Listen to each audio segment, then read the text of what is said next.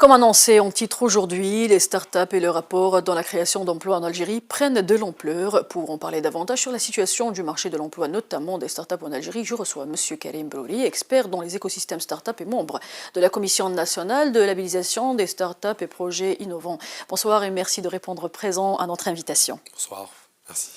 Alors, Monsieur Brouri, avant de s'étaler sur l'emploi en Algérie, vous êtes membre de la Commission nationale de labellisation des startups et projets innovants.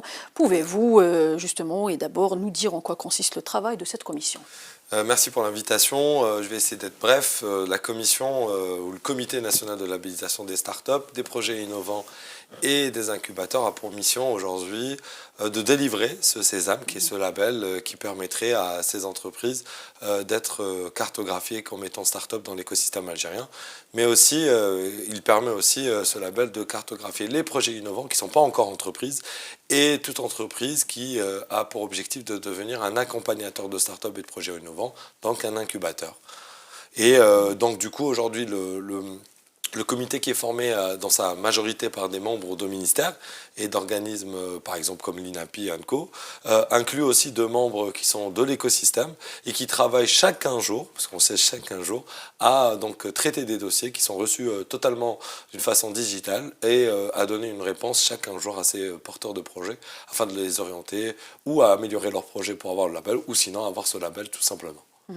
Alors, les startups gagnent du terrain en Algérie et justement, l'Algérie ambitionne d'atteindre 1 million de porteurs de projets en 2023. Selon vous, peut-on atteindre ce chiffre? Alors, 2023, c'est cette année. Je ne me précipiterai pas sur le nombre de chiffres, enfin sur les chiffres de façon générale.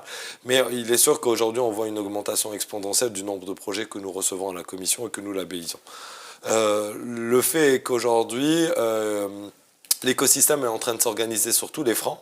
Donc tout est en train de se faire en même temps et nous sommes en train de rattraper, je dirais peut-être 5 à 10 ans de retard que nous avons eu sur ce sujet sur les 2 à 3 dernières années par la mise en œuvre, par exemple, du ministère des startups, de l'économie de la connaissance de la micro-entreprise et de cette commission aujourd'hui qui a pour objectif de donner ce label.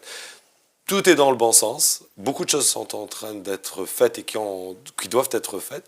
Mais les chiffres se mesureront d'ici la fin de l'année et nous verrons ce que notre écosystème aura produit comme projet innovant et start-up. Revenons à la commission dont vous êtes membre. Sur quoi se base-t-elle pour accorder la labellisation des startups? Ok, donc aujourd'hui, si on se focalise sur le raisonnement sur les startups, puisque j'expliquais qu'il y avait deux autres types de labels, mais les startups aujourd'hui, ce sont des entreprises qui vont s'adresser à la commission ou au comité via le startup.dz. Sur cette plateforme, ils vont devoir exhiber tous les documents nécessaires pour prouver l'établissement de l'entreprise, donc que l'entreprise est créée et qui doit avoir moins de 8 ans, donc de 0 à 8 ans. Une fois qu'ils peuvent montrer ça, en fait, c'est les statuts, registre commun Synco, ils doivent aussi démontrer qu'ils sont en dessous des critères ou des seuils qui sont établis en termes de chiffre d'affaires et nombre de personnes dans l'entreprise. C'est des informations qu'on peut retrouver très facilement sur le journal officiel en tapant sur Google label, Algérie, décret, vous allez retrouver tout ça. Deuxième partie, c'est plus l'analyse qui est faite, une analyse, je vais dire entre guillemets intelligente par les membres du comité, qui évalue la capacité du business model de la startup à être exponentielle et aussi qu'il y ait un côté créatif, donc entre parenthèses innovant, qu'apporte cette startup sur le marché. Bien évidemment, l'objectif, c'est qu'elle soit innovante pour leur permettre de se distinguer dans la forte concurrence internationale, puisqu'une start-up doit s'internationaliser, et sa capacité à capter rapidement de la valeur et des clients à l'international. Et selon vous, quel apport peuvent avoir les startups sur justement la création d'emplois? Alors, quand on parle d'emploi, il y a plusieurs écoles, mais la première école qui est l'école internationale, quand on benchmark, les startups ne sont pas des grands pourvoyeurs d'emplois en direct. Une startup ne recrute pas beaucoup de personnes, mais elle crée énormément d'emplois indirects. Donc les startups sont un grand moteur de la création d'emplois indirects. Certaines sont startups, on pourra citer des grandes startups comme Google qui étaient des startups qui sont devenues de grands groupes, Facebook Co ou Meta, qui emploient entre 25 000 et 100 000 personnes, mais qui ont commencé très petits. C'est en s'externalisant de leur pays de départ qu'ils ont créé des emplois. Mais au début, vraiment, une startup peut être entre 30 et 100 personnes, et aujourd'hui, une des plus grandes startups algériennes, c'est une startup du VTC, qui compte à peu près 400 à 500 personnes employées directes en Algérie, mais qui arrive à créer en indirect dans le VTC jusqu'à 60 000 emplois en direct. Donc voilà la force des startups sur le marché de l'emploi et ce qu'elles peuvent apporter. Donc, dernière question, Monsieur Brouri. Quelle démarche faut-il adopter pour un meilleur essor des startups? Alors je pense, à mon avis, aujourd'hui, le grand challenge pour nous, l'Algérie, c'est de développer un écosystème qui soit favorable aux startups.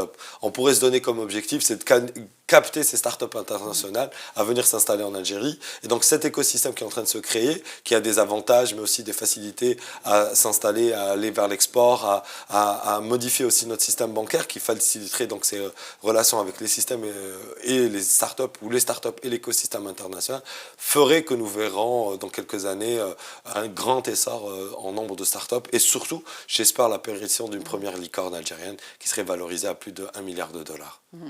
Monsieur Brouri, je rappelle que vous êtes membre de la Commission nationale de l'habitation et expert des écosystèmes startups. Merci.